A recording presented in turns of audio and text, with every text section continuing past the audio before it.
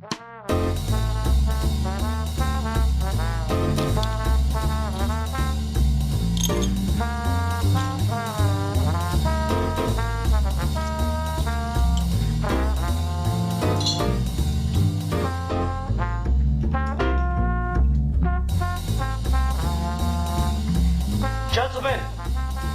the time has come once again to discuss things.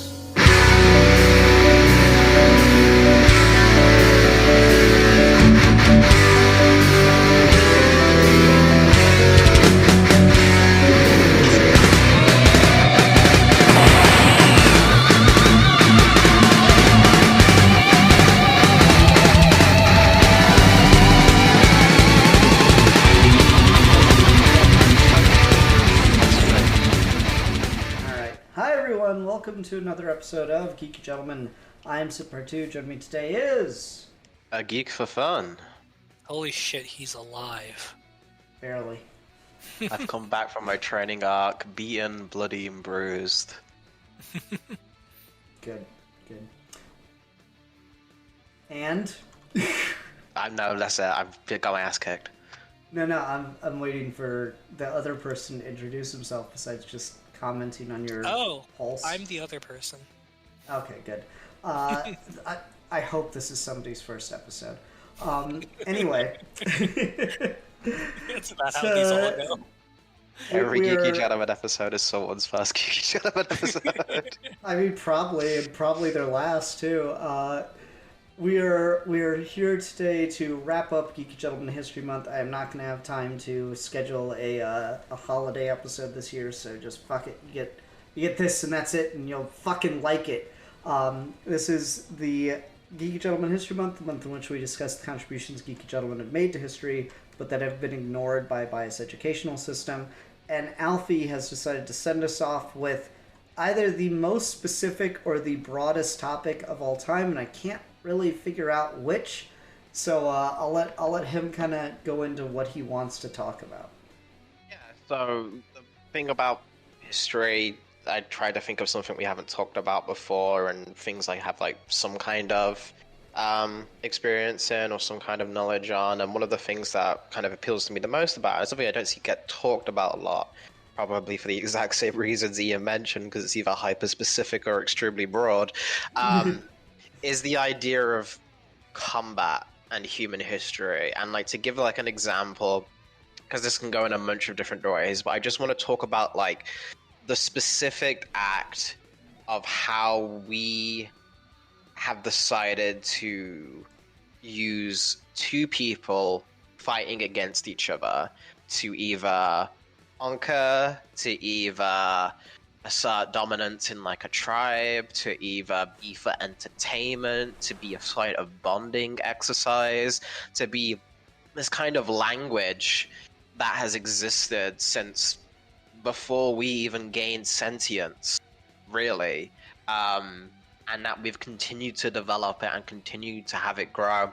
And it's changed, but yet it's the one thing everyone speaks, and like we're almost always speaking it, right? Even if it's to the extent of actual conflicts happening in the world right now, which people will never see eye to eye killing each other, or YouTube influencers being on the biggest stage in the world now completely controlling combat sports and stuff like that. Like, I think the disparity between that and like what each time period talks about in regards to what we think about the words combat and what we mean about fighting against each other means, and what it can mean to you personally as well in your own experience, in your own life.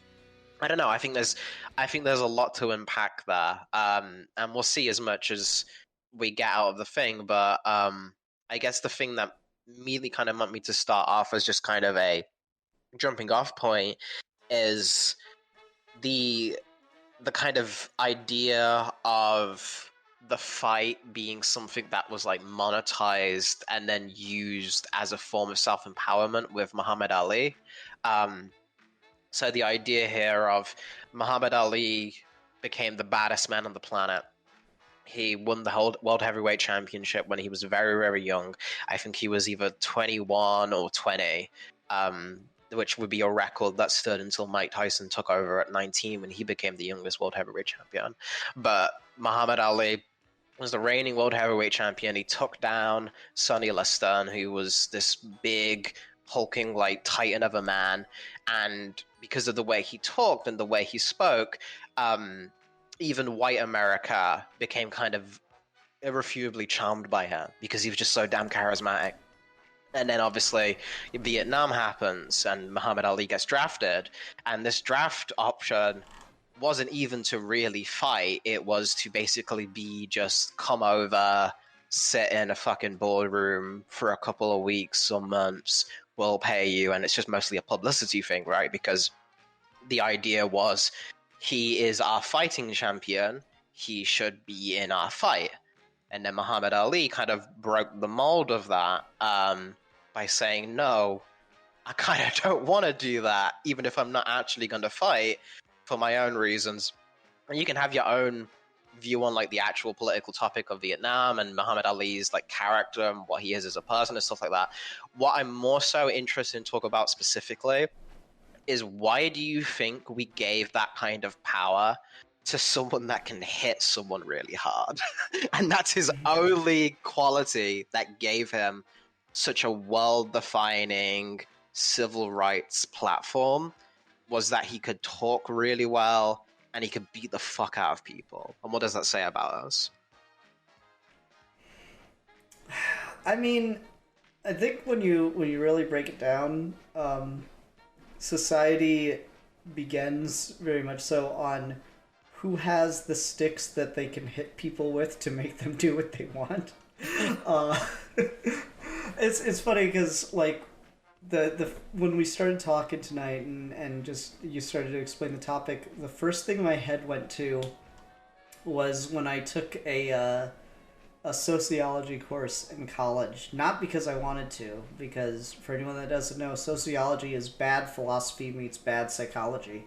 But I took a course, and the prof of that course tried to make this profound point, and like he pulled it out of some fucking textbook or whatever, that for the vast majority of human history, war did not exist, and combat was very like minuscule skirmishes between one or two individuals, or at most a small tribe.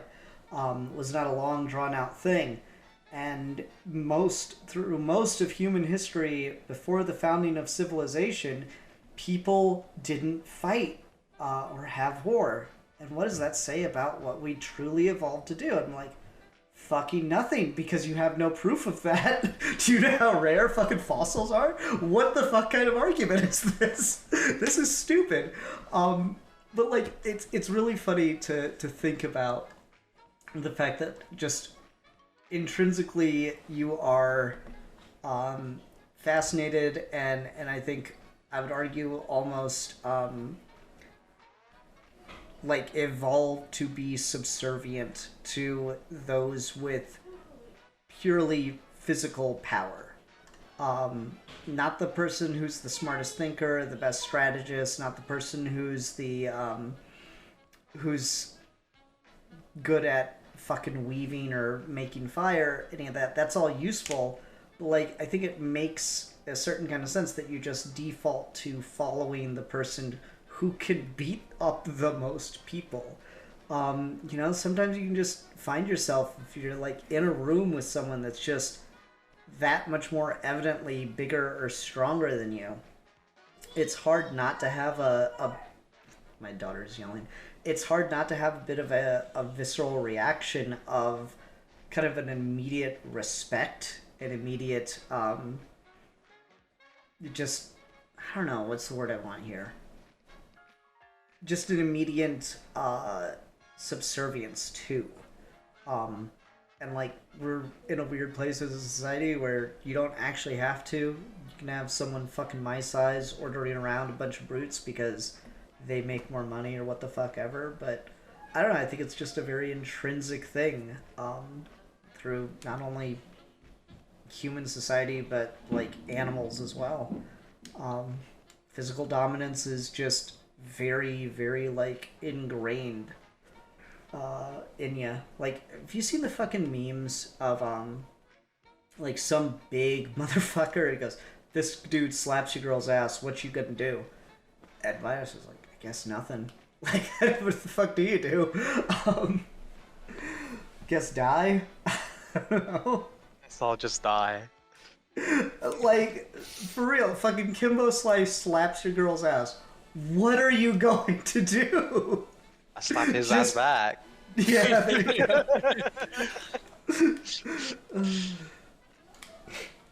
Yeah.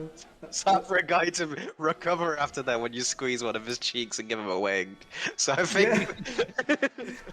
Oh, okay, yeah, we like your vibe too. Come back home with us. Yeah, exactly, right? You hit him with one of those. That's the modern response. I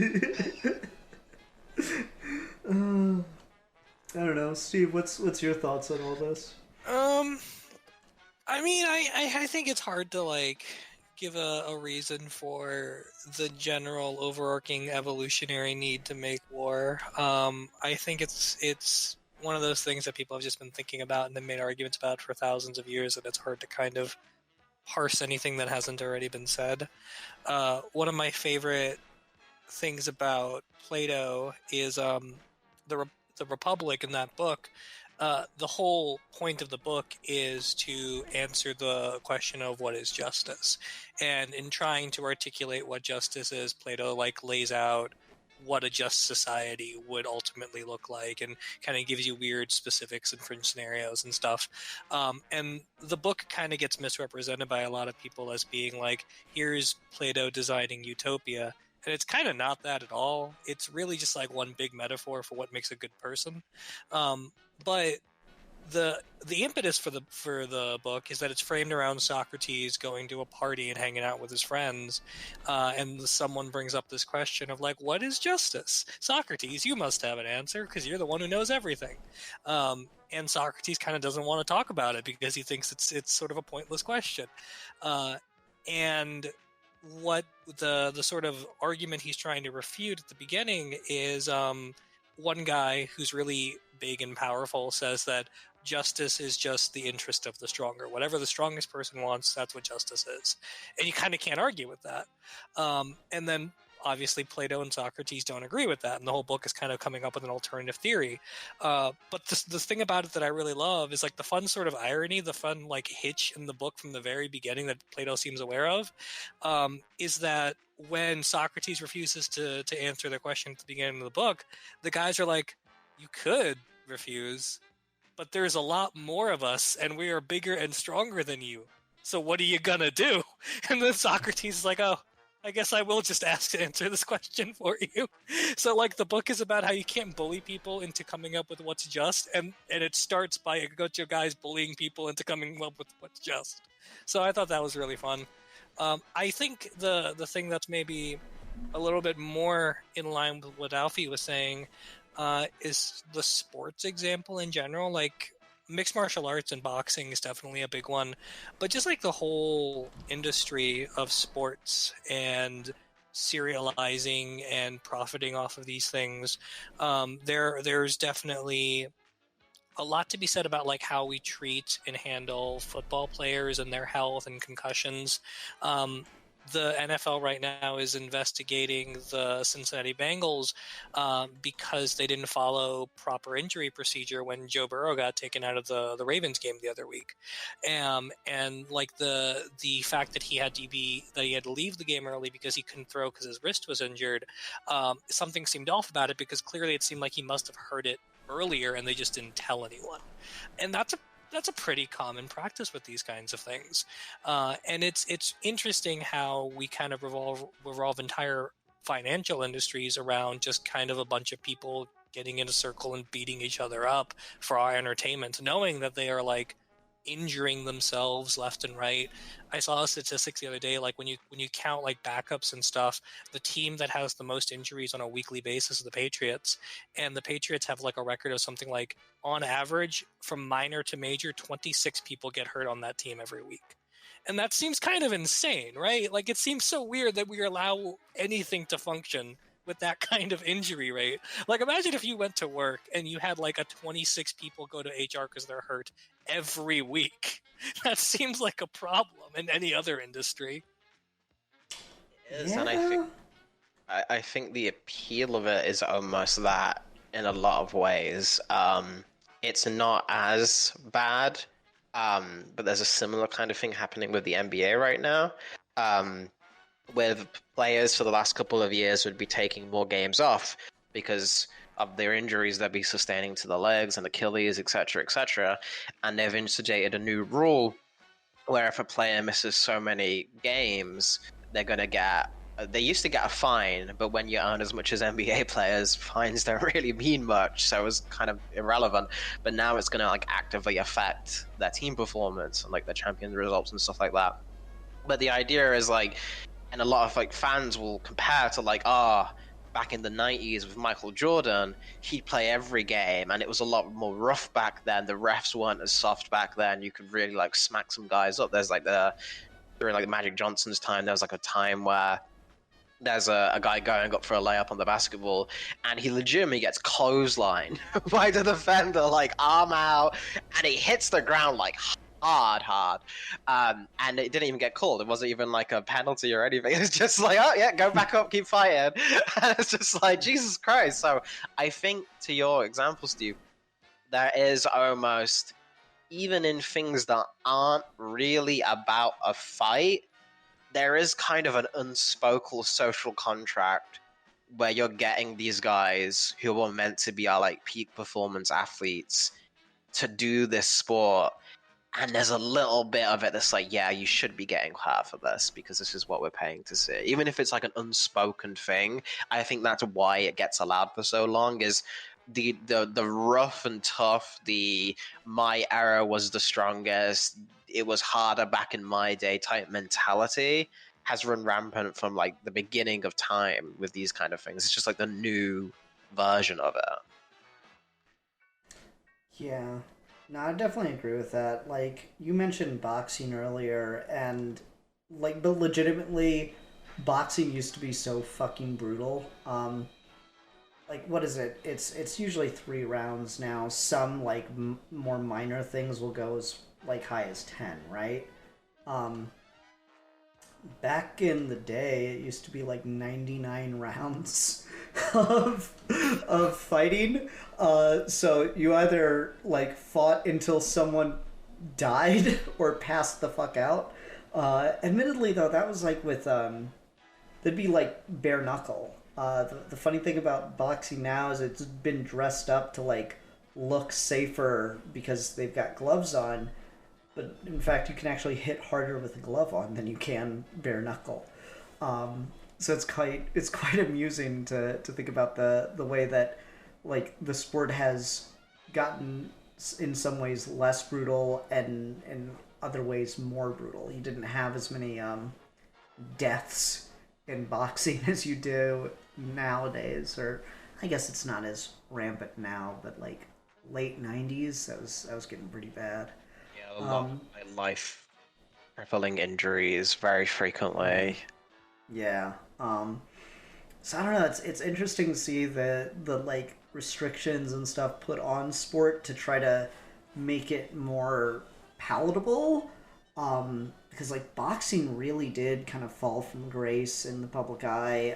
Football's not experiencing American football is not experiencing the same level of it, but like all the coverage of concussions and long-term injury to players has made like at least the appearance of safety become quite a bigger like entity than it ever used to be. Like a lot of players have talked about this. A lot of the older players have talked about this, where like back in the day, if you got a concussion on the field, the coach told you, okay, now get back in there. Which is insane.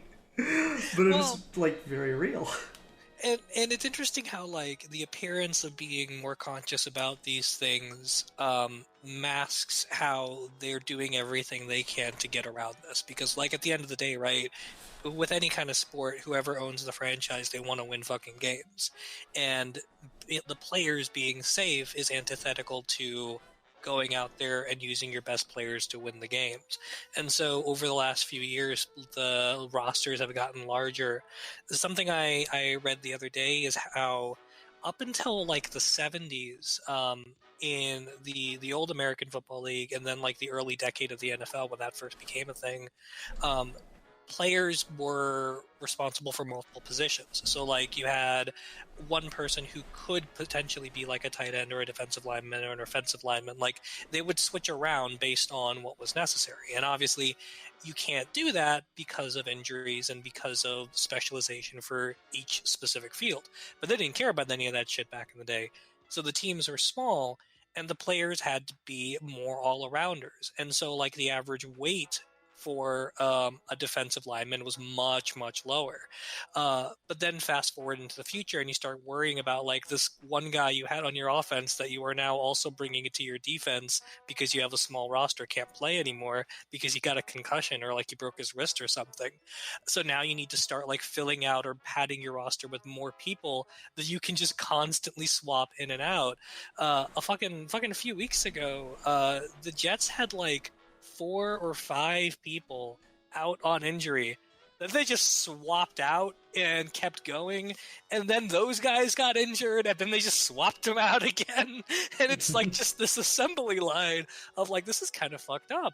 But now too, the other sort of like other side of this is as the positions become more specialized, the average weight of something like a defensive lineman goes up to like 270 to 300 pounds, and they're not expected to do anything but play that one position. And of course, the problem with that is when you get people who are specializing to do this one thing, and they put on muscle and they put on weight to do that one thing really well, the person on the other team is doing the same thing. So when these guys ram into each other, they are going to break bones. They are going to cause bruises. They're going to do way more damage now as a specialized unit than you ever would have done back in the old days when that one tiny person was playing multiple positions. It's funny to think about. I remember way back in the day, a friend of mine and I were talking about the Patriots lineup. The 07 Patriots is just one of the most broken teams in history. List the Patriots. Yeah, well, like legit though, that was the team that like almost had the perfect season but lost the Super Bowl. Yeah. Yeah. I remember talking to them, and my friend goes, "What do you think the backup quarterback of the Patriots makes to never play a game? Do you think that he gets a championship ring? Do you think on his ring he puts like MVBP, most valuable benched player?" And it's funny in retrospect thinking about that because of course he didn't get a ring because they lost. But like it's very amusing to think about the way that the game changes and the way that these things become so specialized in football in particular, because like the way that everyone's training and like technology has allowed people to train in such specific ways now that they've like reached the limits of what things you can't train, what things you can't improve on.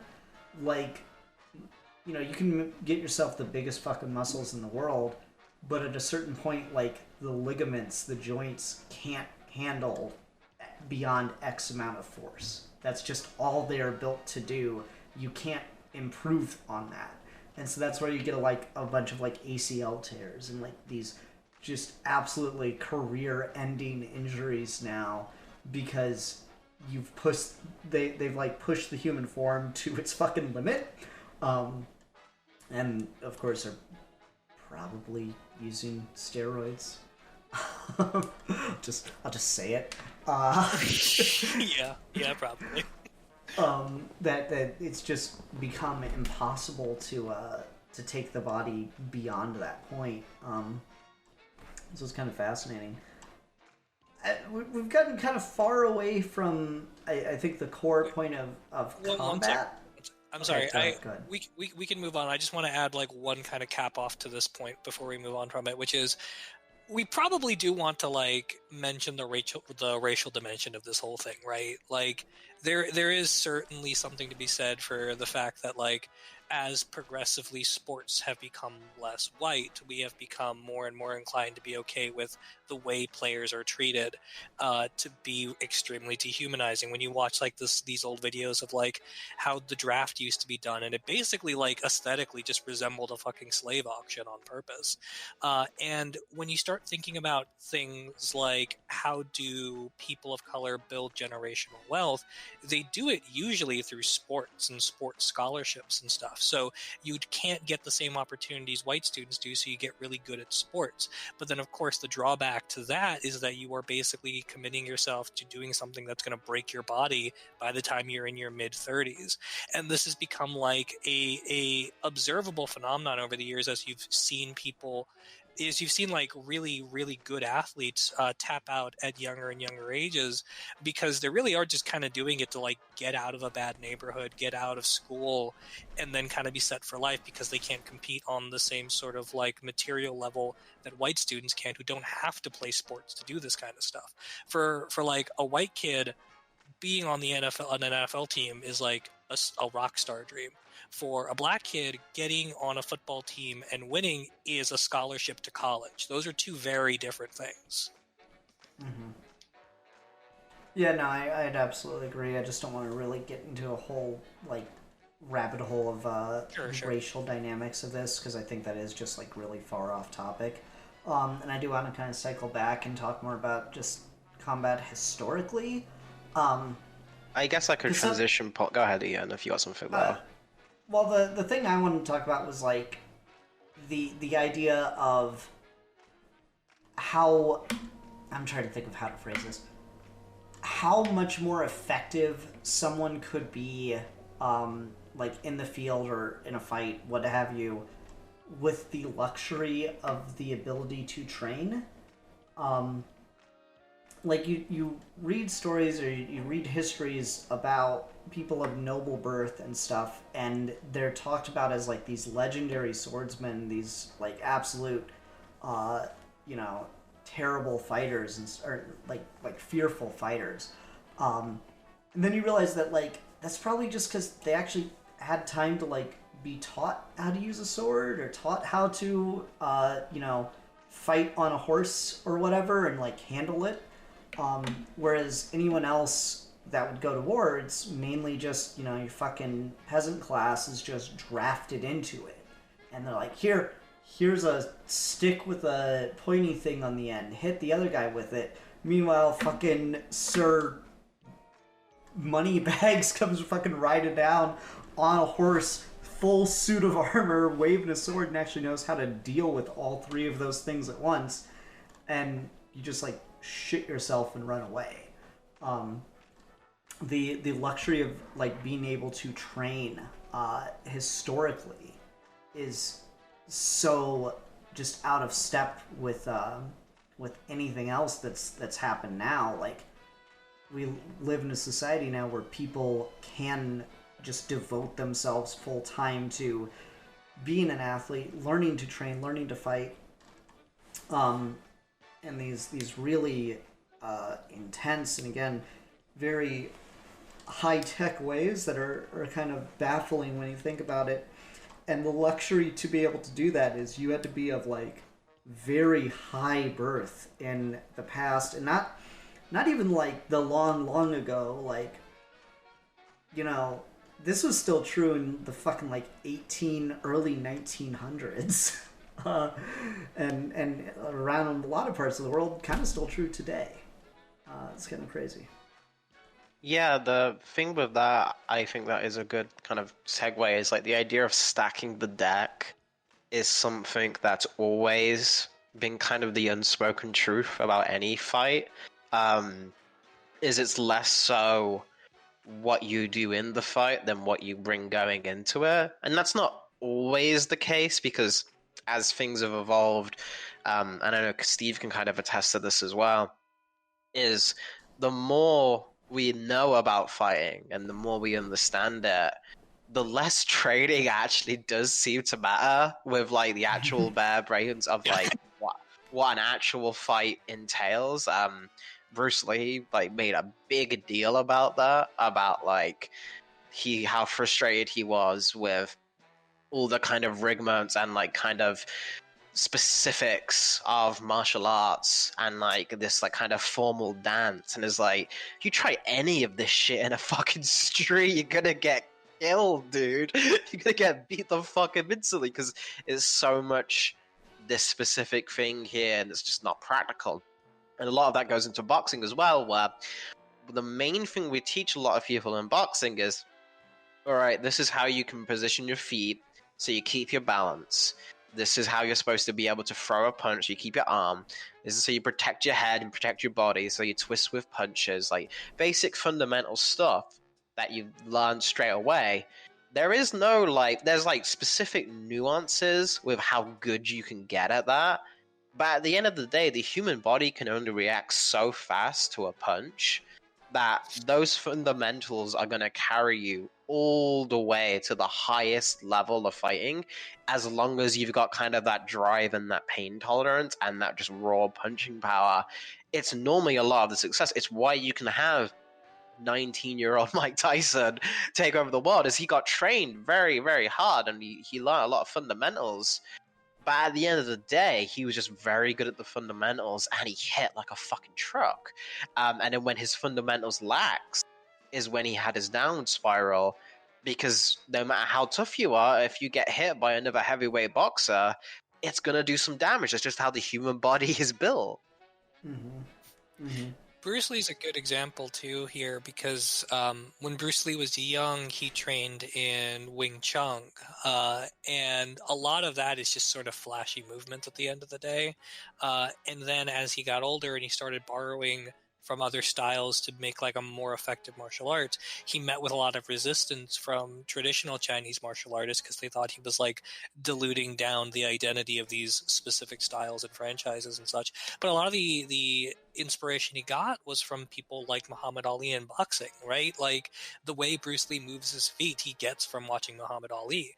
And there's a reason why Bruce Lee is called the father of modern MMA, because MMA is essentially just take the martial arts techniques that work in a real fight and just do those. You don't have to worry about like how this one style does a kick versus how this other style does a kick. If this kick connects and it works nine times out of 10, then do that kick. And that kind of like brutal efficiency, a lot of people frowned upon.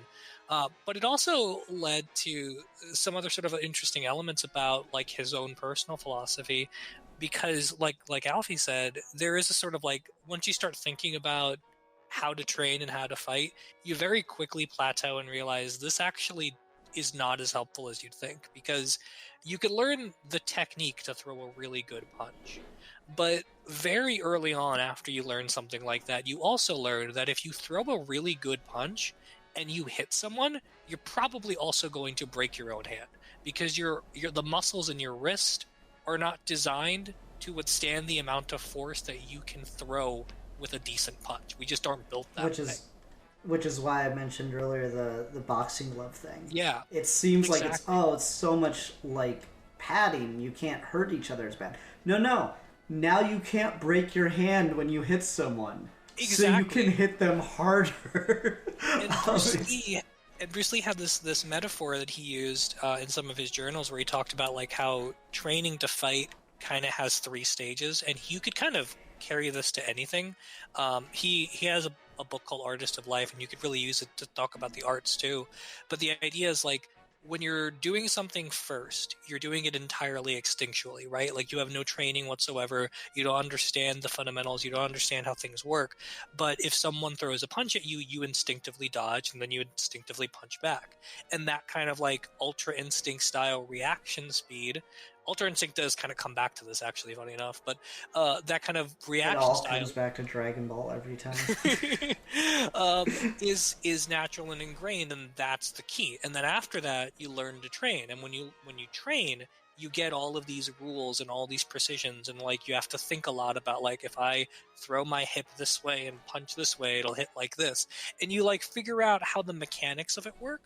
But in doing that, your brain is going through a lot of processing, and you cannot hit in the same manner or speed or instinctually that you used to.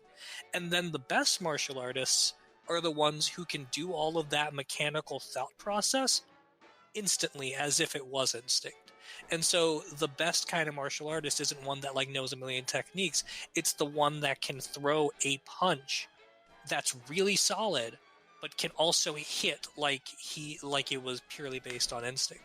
That quote he's got about like, don't worry about the guy that knows 1,000 kicks, worry about the guy that who's done one kick 1,000 times. God, fucking fighting is cool though. It really is. Let's kind of go back to kind of like a baser thing like that.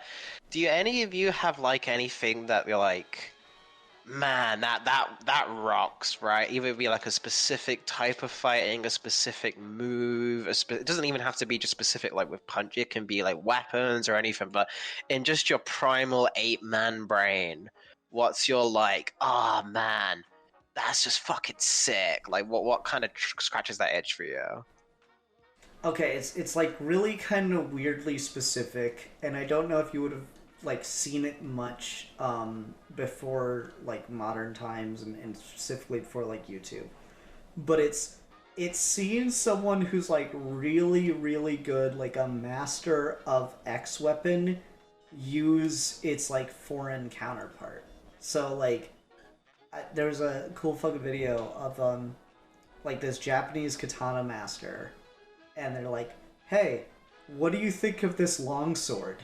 And he's just fucking like playing with it and doing like some light spar. It's just like, I don't know, it's just so fucking cool to see someone like that clearly knows one art form, one combat style like down to a T, never mind how actually effective or whatever it is, but like they've been trained in X, and just seeing them like go back to the beginning but with like all this skill built up in similar but not quite the same thing. It's just such a unique and interesting fucking cool thing to see.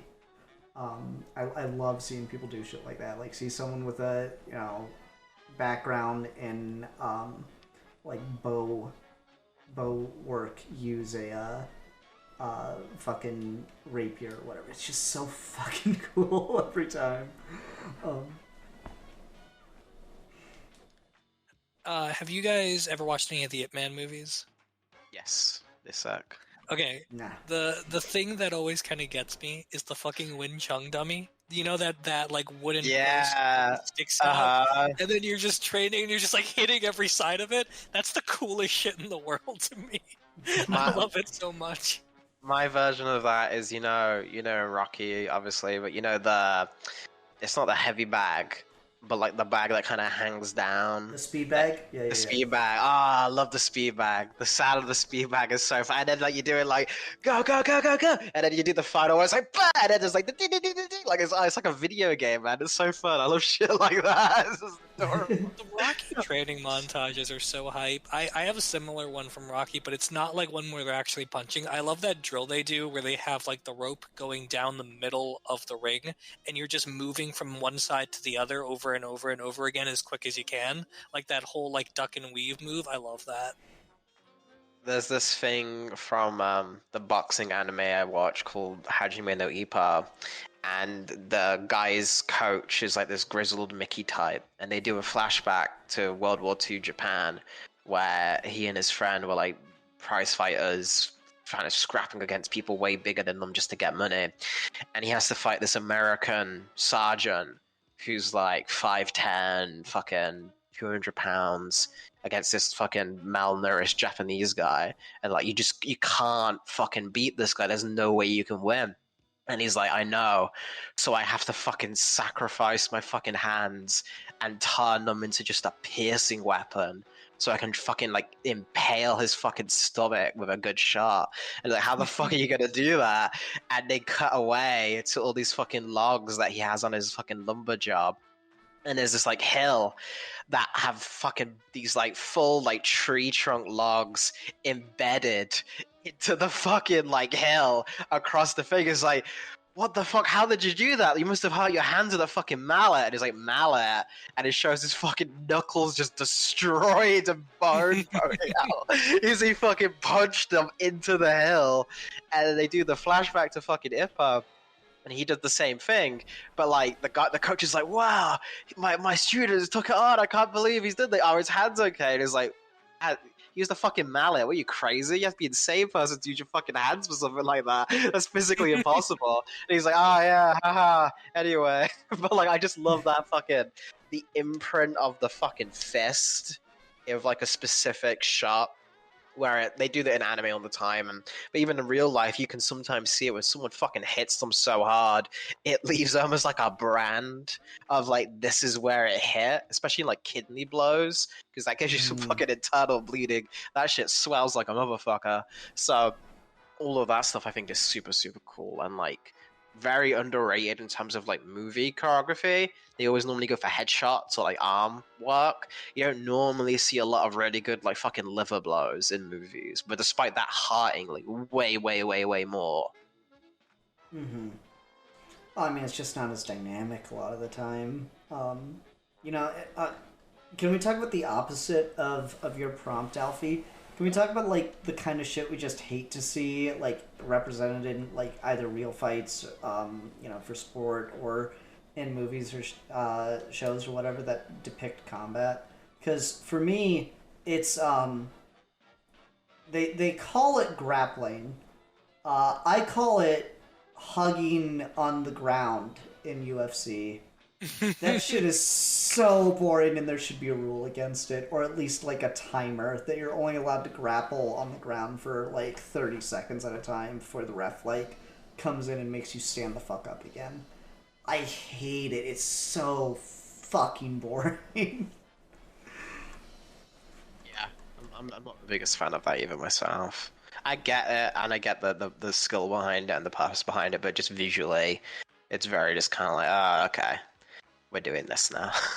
Yeah, like I mean, it's a thing in boxing too. It's not It's as clinching, bad, yeah. as it is in UFC, but like, they're just fucking hugging each other on the ground for like the entire fight, and I'm like, this is fucking boring as shit. That's my thing with a lot of the modern, especially the like Jake Paul YouTube influencer type dudes who do all these fights, is those because you can tell they have like they want to do the boxing thing and they want to have the reputation of being like badass and fucking their 12-year-old fan base can be like, oh my god, KSI is so powerful, he's so strong, Jake Paul's got a fucking key blast and all of that stuff. But like you actually watch the fights and you just see how scared of getting hit these guys are, which is valid. Like, it hurts and you could do some serious damage to yourself. If you're already a rich influencer, why are you even doing a boxing match? You do not need that. You're gonna get so like, but because of that and the artifice of it, the entire fights will be these like love tap punches and then clinching for the majority of it. And like, it's the fact that these things are now the most viewed pay-per-view sporting events in the entire world. They're like single-handedly dominated. All of boxing is just these events now instead of the actual I hate it. fights and stuff. It's so fucking annoying. It's so lame. Thanks, I hate it. I didn't even know that, and I hate it.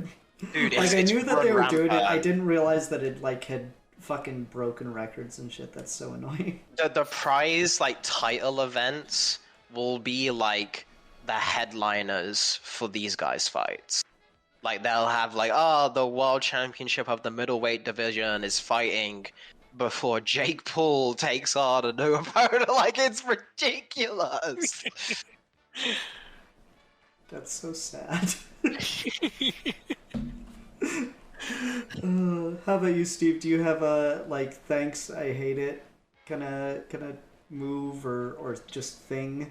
Not with like real sports or anything.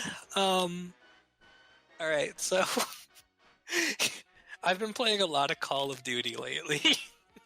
Okay. And there's just like an accepted practice in video games of if you're doing a fighting game, it's spamming, and if you're doing a shooter, it's camping. And essentially all that amounts to is staying in one location and just like repeatedly killing people over and over and over again. The biggest problem with the new Modern Warfare is that the maps are kind of limited in range and size, and the way spawning works is that when you die, you spawn on the other side of the map that corresponds to where most of your team is, and so you're always supposed to spawn with your friends or people on your team. You're not supposed to spawn into the enemy camp and then immediately get wasted, right? But because the maps are so small now, and because people have a tendency to kind of circle the borders of them the entire time, it doesn't work that way in practice. And so in the new Modern Warfare, you basically just spawn into fire constantly. And it's really fucking annoying, so people have gotten smart about this, and they'll stay in like one corner, and they'll get like some kind of like really specific one-shot, one-kill gun, something like, if not like a shotgun, then like a sniper rifle or something that just like effectively will kill you the second you land, without even giving you a chance to react to being shot. And they'll wait on this one spot they know people will spawn at, and they'll just wait for like the flow of people to eventually circle over, and a bunch of people will spawn in this one area, and then just blow them all away immediately. So you die, you spawn, then immediately die again. And then it would keep happening until someone gets lucky and kills that guy. And it's the most annoying thing on the planet.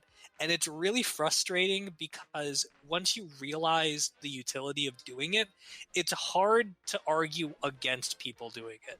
Because at the end of the day, that's kind of just being smart about knowing the map really well and knowing where the tide of the fighting is going. But it doesn't make it any less fucking annoying. Yeah, I feel that big. That's been a big problem. He's like he is the Winter Soldier at Call of Duty, and you don't understand. No, every time I think about the fact that like Steve is like built this image of himself as this like very well educated, affluent individual who's just, you know, like the creme de la creme of society. And then I just think about the fact that he's like also insanely good at FPS games and probably spent most of high school saying "kill yourself, Artard." Just fucking makes me so happy. So, you know what's the equivalent of? It's like you know Frank Miller Daredevil, where like they have like Kingpin in between his board meetings. Or just go and fight a bunch of dudes in like his fucking underwear. That's what Steve does. Like he's got his own little fucking room where he plays FPS games, and he's like, Wesley, prepare my gaming chair.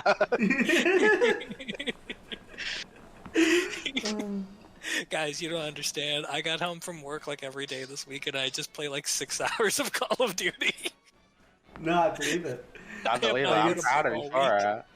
It's actually terrifying. I like heard Steve talk about. I think I played a little bit. What was it? Uncharted 3. We played a little bit of, and you're like just instantly good at that, and I'm like, oh no, this is where the toxic shit comes from.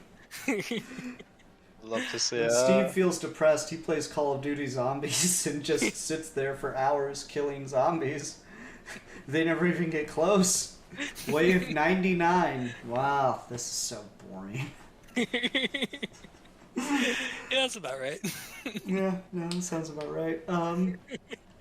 Okay, we're at the esports level of the conversation. I didn't One expect thing that I to do happen. want to, while we're still talking about stuff we hate, and Ian already knows this because we talk about it so much, but I just want to throw it out there because I'm nothing if not a fucking hater. The fucking DCAU fucking double hammer fist bullshit fucking touch. You know what I'm talking about, Steve? Where they fucking put both their hands together, right? And then they like smack someone with it. And it's That's so dumb, yeah. It's like the default fucking press A move that they love to do every single fight, and I want it Do they do gone. that? That's like one of the most useless things you could possibly do too. It's not even like easier to animate because like moving it's someone's not. arms like that is weird. Like I don't Well, get I mean, it. Well, also there's like just the physics of it, right? Like a good punch doesn't come from the strength of your arms. It comes from like stepping into it, putting your weight behind it.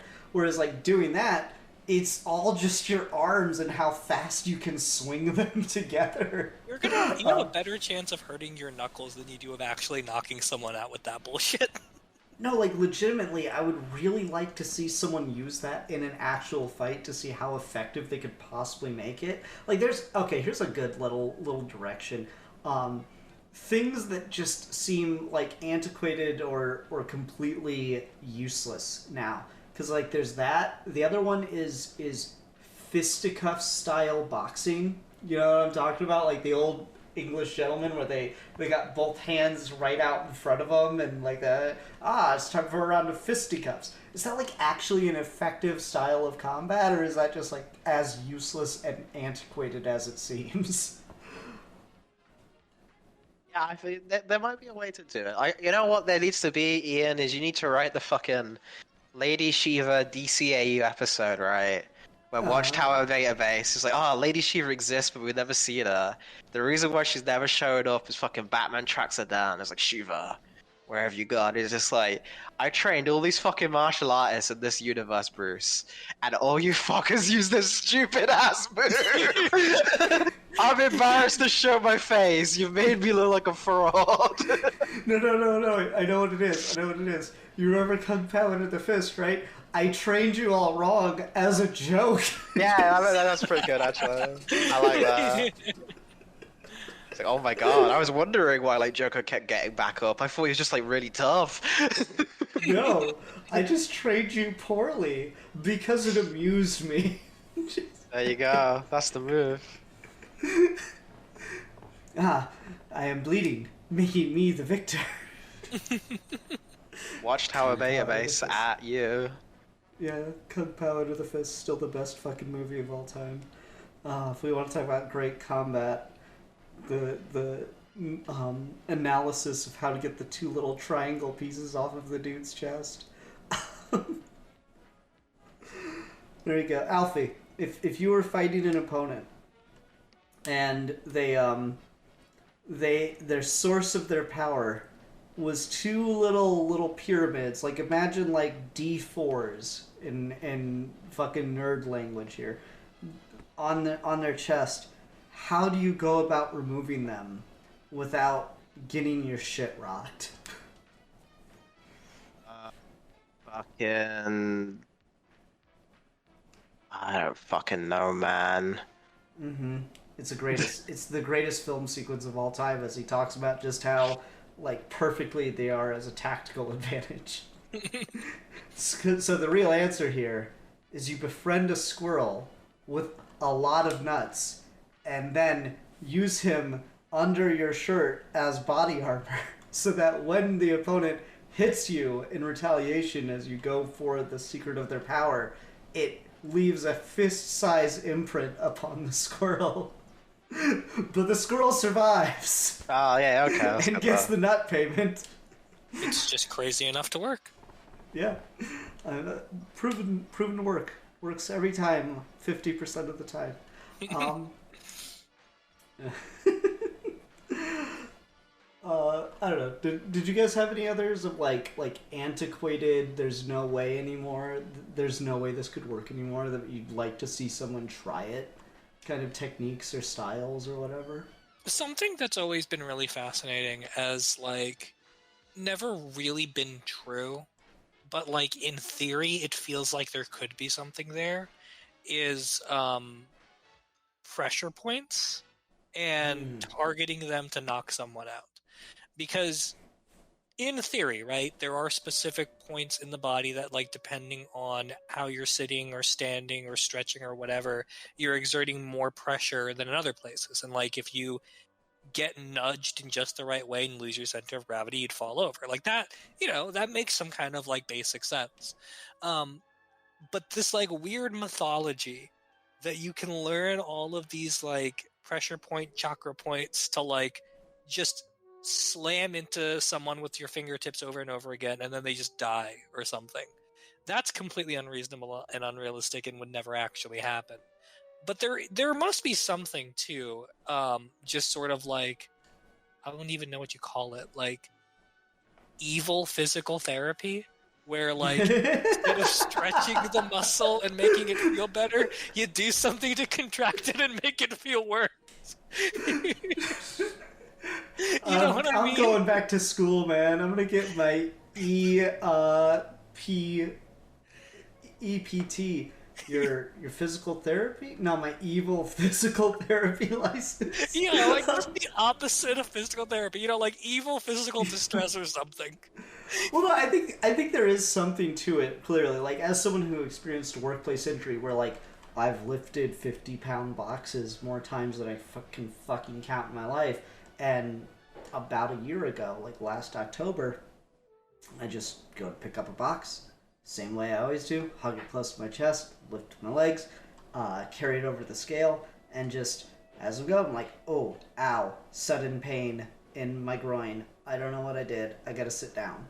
And it's just like, what the fuck happened? I've done this a billion times. Maybe I just turned at just the wrong way or held it at just the wrong spot. You don't know, but like there's clearly something to it, because when you get an injury, it's rarely from something like, at least in workplace context, it's not as often it's from something big. It's usually something like small. It's just like not using the correct form for like half a second, or it's something ridiculous, right? So the idea of like, if you just understand the human body enough, you could just do that to somebody, seems to carry some merit. It's just like, how the fuck would you learn to do that? I think it was fucking Robot Chicken had a really good bit like that, where someone was going around on a training montage quest, and they're like, they meet their newest master, and it's like, there are 288 points on the human body that, when struck, will result in instant death. I will show you 287. Why don't you show me the last one? In case I need to use it on you one day. It's like, what the fuck? I love that. Very good. Robot Chicken's so fucking good, man. I miss Robot Chicken. That show used to be so funny. It's still going, isn't it? I mean, I know it is, but I don't stay up that fucking late anymore. Exactly. It's a different time. It's a different time. I'm a different man now. Yeah. But yeah, I mean that's something that like I feel like you could probably like do a little bit of research on and figure out like why it does or why it doesn't work. Like I'm sure there's probably something about like how repetition and wearing something down is the key to something like that, as opposed to like a single individual strike. But then like also you look at like other martial arts that are like useful and very strategic about like how you grip or grapple onto someone to make them immobile. And a lot of the ones that they teach you in like traditional martial arts are actually kind of bullshit about like how like if you twist this person's wrist just this way, they won't be able to hold on to things. I'm like, nope, that is not how that works. You guys are fucking lying. You don't use this in the street to kind of drop someone's gun. There's no way in the world that's ever going to work. But people still kind of like repeat that nonsense over and over again as if it will. I really liked this series of videos where like MMA fighters got really annoyed with very stuffy, basically like scam martial arts schools, and like there were different levels to it. There's like the I use my chi to project out and I can defeat 100 opponents kind of thing. Like there's that level of bullshit where they just like basically it's a cult that indoctrinates people to believe that these masters are untouchable. And these like fucking MMA guys will challenge them to a fight in public in front of their students so they can't refuse them, and then just like go absolute fucking. There's something very satisfying in that, but then there's times where they kind of take it to another level and go to like people that are more reasonable and actual like martial arts, dojos and stuff, but they just they're techniques are so specific that they only work against someone else that is also using those techniques. And so then it's like, no, this is the true test of martial art. If it can stop an aggressive opponent that wants to take you down and will use any style they feel like. That is the true test of martial art. And like a lot of, traditional martial arts just don't fucking stand up to that, much less the goddamn joke dojos and shit.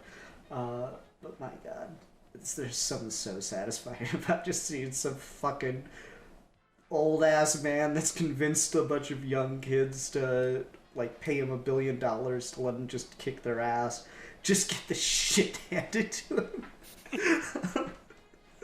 I probably shouldn't enjoy it as much as I do, but I'm not here to talk about what a good person I am. Is there anything else we want to talk about within the context of combat? I feel like we didn't talk a lot about weapons-based combat. Do we want to maybe spend a few minutes on that before we wrap up here? I guess my thing on that one would be what I think is interesting is what do you think the like, because there's a cutoff point, right? Like there's a cutoff point in like the evolution of weapons where physical strength, or since the evolution of like a pointy stick, like you said at the front of this, Ian, it's always been like, well, yeah, the buff guy versus the small guy with like an actual like weapon. The small guy has a chance to actually take him down that's quite high, just because of the nature of the thing, right? Just how we like hunt and whatever. But there's still like some aspect of like the bigger, faster guy can still make it out of that, even as a thing. And then same thing with like swords is you have to have some kind of like physical strength to wield those fuckers because they can get really, really, really heavy, especially if you've got like a shield at the same time as well and carrying like big suits of armor and stuff. And then even down to when you get to like we first introduced the fucking guns and where they're still like one shot off fucking 5-minute reload time, you know, like you can still feasibly, physical strength can still get you an advantage of that. The moment you've got like a fast handgun around the time of like World War One, going into a World War Two thing is when like the idea of the physical strength just becomes a complete non-factor. Do you think that's had like an effect on us? And obviously it has, but like what do you think that is? Like what do you think that is kind of, has culture shifted away from the idea of the strongman as a result of that? Or have we inversely tried to mythologize like the idea of, because that's where Batman comes from, right? Is like the idea of like the human with just his fists versus the gun. Like, is there something to that? You covered like a lot in there, and I'm not sure where to start. Sorry. No, you're good. You're good. Yeah, because like I think the thing you skipped over is the repeating rifle is where you really begin to see a change, because you got like up to the musket, and like the musket and early rifles and stuff are certainly dangerous and like level the playing field, but they take so fucking long to reload that like you miss that one shot, then it can be just as over for you. Whereas like you get the repeating rifle introduced, and there's like this story of two men with repeating rifles holding off a whole fucking tribe of Native Americans, and literally killing off like all of the warriors of the fucking tribe because they had just two guys with repeating rifles in a strong defensible point. And it's absolutely fucking insane to think about that on just the like technological superiority scale of a firefight. And for the record, the tribe attacking, I'm pretty sure, did have like single action rifles.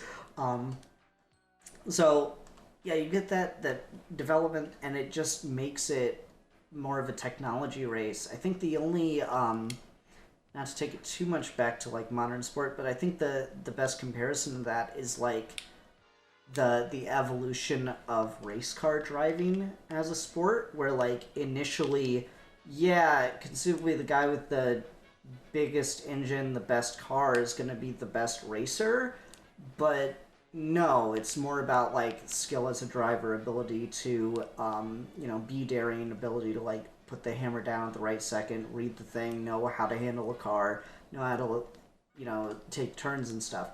And while that is still important in modern racing, nowadays it's much more about the car. That's like they've just been tuned and like developed, and you got like fucking wind tunnels and these ultra sensitive tires and like sensors all over the car that tell you every single little detail, and you can almost have the fucking computer do it at this point. To actually, side note, there's a league of electric self-driving race cars.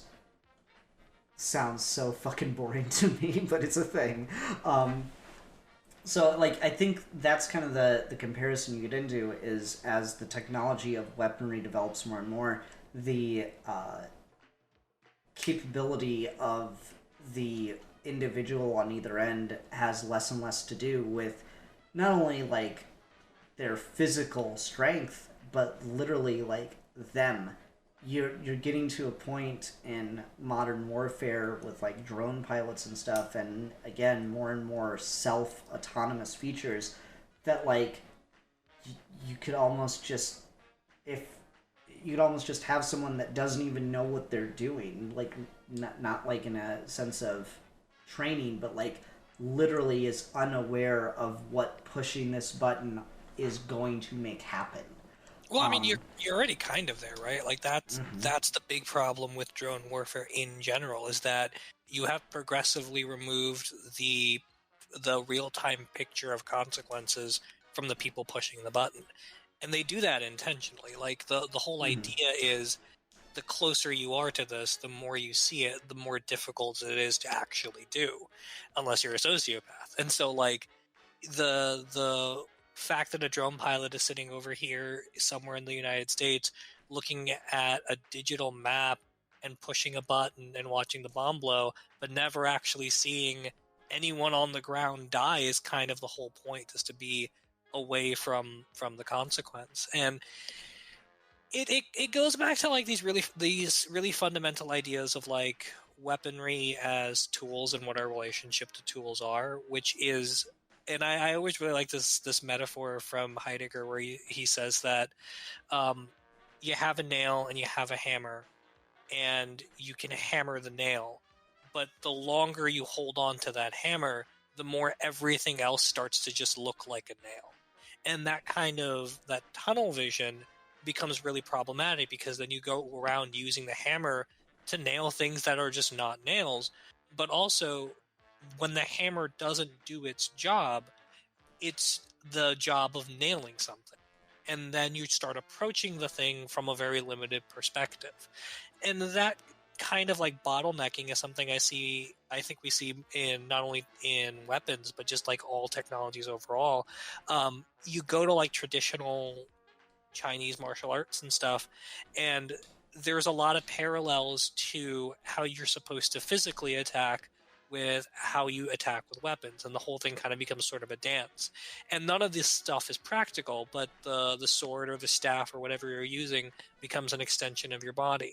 And the reason you do it that way is so that you can learn whatever skill they're trying to teach you, whether that's like stretching in a particular way or movement in a particular way or whatever else. But the more you start like honing in on just like the functionality of it, the more you're kind of losing the larger picture. One of the things, because you mentioned Batman, Alfie, one of the things about Batman that I find really interesting on just like a fundamental contradictory level is if you're a kid who's like really, really depressed and traumatized because your mom and dad died, and you go around and start training with all the martial arts masters in the world, all of them must have fucking sucked, because not a single one of them was able to just sit down and say, hey kid, maybe you should like work through your feelings in a way that's non-violent where you don't need to fight. Because ultimately that's what martial arts are supposed to do, right? Like at the end of the day, a martial arts master is not someone who's going to teach you how to like Vulcan neck pinch someone and kill them. It's going to be someone that gets you to kind of self-introspect. And of course that's like a Twitter edgelordy kind of take, but there is a certain truth to that when you like only seek out the functionality of doing harm to other people, you're not actually getting the full benefit of what we're doing. And the more you kind of like, what's the word? The more you sort of like instrumentalize these kinds of things, and the more you get away from them, the more your relationship and what to the technology or the weapon or whatever is being hidden, and you're not kind of aware of what you're doing with it.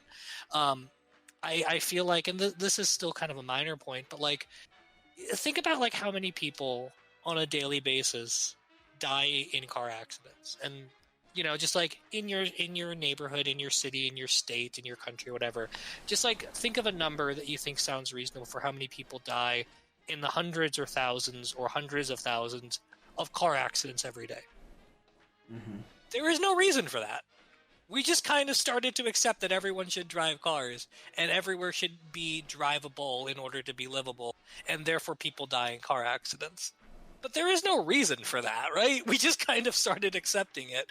And weapons and drones and such kind of function the same way of like, how many people died in a drone strike? How much money did Obama give the federal government to increase drone warfare, and how many millions of people die from drones? At some point, you got to start wondering why did there become not a lack of drone kills, but an acceptable number of civilian casualties, right? Like where did the line turn from like we have drones and they accidentally kill people, this is bad, to look, if we only kill about 500 with this bomb, that's a pretty good day. It could have been much worse, Yeah. is how he pushed the goalpost every time. Yeah. Like where does that line start? It's an ugly fucking topic. And I mean, that's I think a fair place to take this and kind of, I think I want to like conclude on after we talk about this a little bit more, which is there is like kind of a respect for and even like a reverence to combat, but I think ultimately it all does come from the same place, which is related to war, possession, oppression of others, destruction, and killing, which is just inherently awful and like kind of always has been. I'm not going to be like my sociology prof that tries to pretend it didn't exist or doesn't have to exist. I think it's just a fundamental part of not just human nature, like biological nature. I remember like stupid ass points of like, oh, animals don't have war. I'm like, really? Have you seen ants and bees? They do not like each other at all. Literally, it's like these concepts are fundamental to how we exist now. The question of whether or not we could evolve beyond it is not one I'm particularly interested in entertaining, because just fundamentally it can never happen in my lifetime, if it could ever happen, period.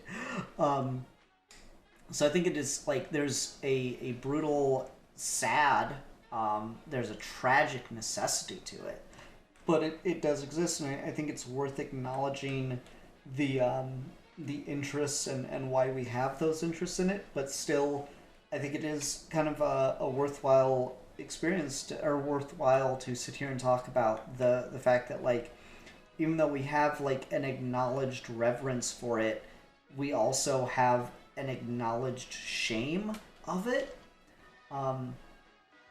We talked here a lot about, how a lot of modern, essentially combat sports, not just MMA and boxing, football is like contact sport, my ass. It's a fucking combat sport. You hit these guys so they can't hit our guy, and we'll try to hit their guy. Like, all these things try to make combat and that need for it more palatable. But we are kind of very basically just ashamed of it. But yet we, not so much so that we ever seem able to stop ourselves. And that's just a fundamentally fascinating contradiction of the human condition. There you go. That's a good one. Now you can tell I took philosophy.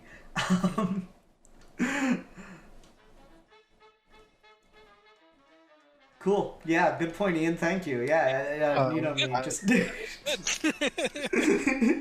man. That was solid. This is correct. Yeah. All right. Well, I think we're about wrapped up on here. Then I think we'll call it there. Let's see here. I need to look at the calendar here. This episode is going up on the 26th of November. Our next episode will be on the 3rd of December. So Who should it be? Alfie picked this. I picked our last movie review, I believe. So Steve, what's a Christmas movie or holiday? If you can find like a fucking Hanukkah movie or Kwanzaa film. So I do have a pick, but I also have a backup, and I'm just kind of curious how we would want to do this, assuming everyone wants to do this. Which I think everyone probably does want to do it, but I figured it doesn't hurt to ask first. So we're all going to watch Doctor Who, yeah? We're all going to watch the new specials next week? For sure. Yeah. Okay, yeah. I wasn't sure if you guys would want to review the first special, the Star Beast, individually, or do we want to all wait until all three specials are out and then just review them as a cluster? What days are they coming out? I know the first one's on the 25th. So the first one's the 25th, then December 2nd, and then December 9th. So by the time the next episode goes up, there will have been 2 out, but only one that we would have seen. Let's just do the first one. Unless you guys want to do like a record Saturday night kind of thing. Like after it airs, get on and talk. What we could like realistically also do is the third episode comes out on Saturday the 9th, which means when we record on December the 12th, we could do an episode with all 3 that comes out on December 17th. So like that would be a future way of doing it if you wanted to have like December 17th be all 3 episodes of Doctor Who a week after they finished. Or we could do the first episode now. If we want to wait on all 3, then I do have a backup for what we could do next week. I just wasn't sure. Yeah, let's go ahead and wait on all 3 because I think you're right that'll probably just be a better way to go about it. So what's your backup? All right, so my backup is Batman Returns. Okay, I'm down for that. That sounds like a fun time. Yeah. All right, everyone, thank you so much for watching. Until next time, I'm the Philosopher. I am the champion of the oppressed.